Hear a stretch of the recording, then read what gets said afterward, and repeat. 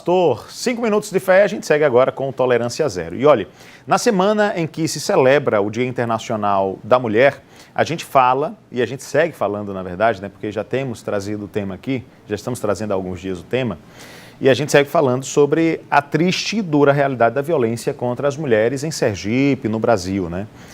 E em meio a essas violências sofridas, os danos à saúde mental, gente, têm afetado milhares de mulheres, resultando frequentemente em diversos transtornos, a exemplo de estresse crônico, ansiedade, síndrome do pânico e muito mais. Para poder falar sobre esses impactos à saúde mental da mulher, nós temos o prazer de receber hoje aqui no estúdio a psicóloga e doutora em saúde e ambiente, Jamile Santana Teles. Doutora, muito boa tarde, seja bem-vinda. Dizer que não esqueço mais seu nome, é o nome da minha irmã, então, Jamile, seja muito bem-vinda. Prazer recebê-la. Muito obrigada, Lucas. Satisfação estar aqui com vocês. Vocês, né? Botar no plural, né? Porque você e ao mesmo tempo os telespectadores. E a equipe tá toda aqui também. Isso. E hoje você está com plateia ali, tem algumas pessoas que vão conversar com a gente já. Então, assim, é um prazer recebê-la. Eu já começo te perguntando, né? Certo. Veja, qualquer pessoa fica afetada, né?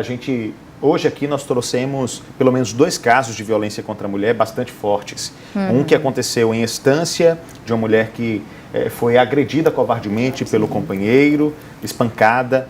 Outro caso, a gente rememorou ele hoje, de um feminicídio que aconteceu na terça-feira em Itaporanga da Ajuda. E, infelizmente, mais e mais casos surgem cada vez mais em nossos noticiários. Afeta todo mundo fica horrorizado. Mas eu acredito que para a mulher é pior. Como a mulher pode lidar com tudo isso sem fazer com que isso afete a sua saúde mental? Você estava falando que nós estamos no mês de março, né, que é em alusão ao mês da mulher, mas para que a gente possa comemorar, né, esse mês da mulher, as mulheres precisam estarem vivas, né? Essa é que não está sendo a realidade, né? Nós tivemos em 2024 1.450 mulheres morreram por causa de feminicídio, né, no Brasil.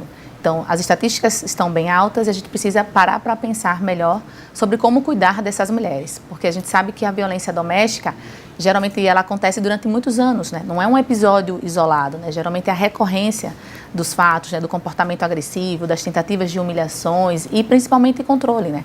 A violência doméstica, ela se trata de um contexto de desigualdade de poder. E aí, nesse sentido, como consequência, a saúde da mulher acaba minando, né? Porque muitas vezes ela acaba indo à exaustão emocional. Quando você percebe uma mulher que ela está pedindo ajuda, pode ter certeza que ela já está na exaustão emocional dela, né?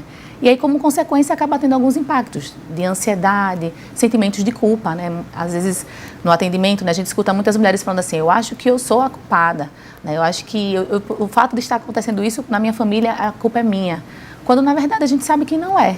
Mas, muitas vezes, a mudança, né, dessa crença central dessas mulheres faz com que elas fiquem adoecidas emocionalmente. E uma forma, né, de blindar isso, né, que foi a sua pergunta, né, como que elas poderiam se organizar melhor, né, emocionalmente. Eu acho que envolve algumas características, assim. A principal é o autoconhecimento, né? Até onde eu dou conta de ir, né? Qual é o meu limite? Entender também suas forças, porque muitas vezes num cenário de violência, naquele olho do furacão, você não consegue nem abrir os olhos, né? Então, que tipo de forças eu tenho para poder sair daquela situação de uma forma mais assertiva? Quem é a minha rede de apoio, né, que eu possa contar para me ajudar a lidar com isso, né? Porque a gente sabe que, infelizmente, os autores da violência, eles tendem a enfraquecer a rede de apoio das mulheres. E aí, quando elas querem sair daquele relacionamento, elas não sabem quem recorrer. Às vezes, a família está mais afastada, já não tem mais amigos, né? Então, envolve uma série de questões que acabam dificultando ainda mais essa mulher conseguir, né, uma saída ou buscar um suporte. E para a mulher que não necessariamente foi vítima ou é vítima desse tipo de violência, mas que está tão acostumada a ver outras mulheres sendo que, por exemplo, possuem dificuldade de estabelecer um relacionamento com quem quer que seja, ou que porventura evitam sair, têm uma vida social restrita, por receio mesmo de algo acontecer. O que é possível dizer a essas mulheres? Porque há um medo real, não é dizer que é uma situação irreal, porque existe mesmo, né? A violência está aí. Mas o que dizer a essas mulheres para que elas, de alguma forma, consigam conviver com isso de uma forma menos danosa, né, a elas? Olha, eu acho que o processo de autoconhecimento, sem dúvida, ele vai ser fundamental para ambos os casos, né? Mas reconhecer momentos de pausas, por exemplo, né? eu estou com uma rotina muito estressante, a gente sabe que a mulher acaba acumulando, né, funções, né, então funções domésticas, profissionais, familiares, então pensar em pausas é importante. A própria rede de apoio, né, com amizades também é necessário. Eu sempre brinco assim, na adolescência a gente utilizava muito o caderninho diário, né, anotando pensamentos, o que aconteceu. Então, resgatar isso para ter uma tomada de consciência, o que a gente chama assim, a consciência da consciência, né, é importante, porque às vezes a gente acha que está entendendo o que está acontecendo conosco, quando na verdade não estamos. Então, acho que são alguns recursos para buscar esse equilíbrio emocional, né. Além do próprio suporte com o profissional, né? Às vezes as pessoas me perguntam, Jamile, todo mundo precisa fazer psicoterapia? E eu sempre digo assim, ó, nem todo mundo precisa fazer psicoterapia, mas todo mundo merece fazer psicoterapia. Então, tem um espaço de você poder desabafar, esvaziar suas emoções e sentimentos, né? Ter um espaço seguro para isso, uma escuta atenta, é transformador, né? A gente costuma dizer que é uma janela gestáltica, ou seja, muda a forma como você vê o mundo, a forma como você se vê, você e suas relações. Então, acho que procurar a psicoterapia também ajudaria muito, né, essa mulher que tem uma sobrecarga provocada pela forma cultural, né, pela sociedade mesmo.